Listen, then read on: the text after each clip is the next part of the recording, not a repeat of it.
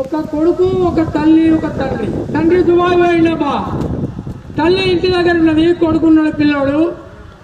ఓబా ఒక పైసే, ఓబా ఒక పైసే వేయాలి, లగ్గం చేసుకుంటా అని అంటుండు ఒక్క పైసా కొరకు. రాజుకి స్నేహితుడను శ్రీ హరిభక్తుండను జెండా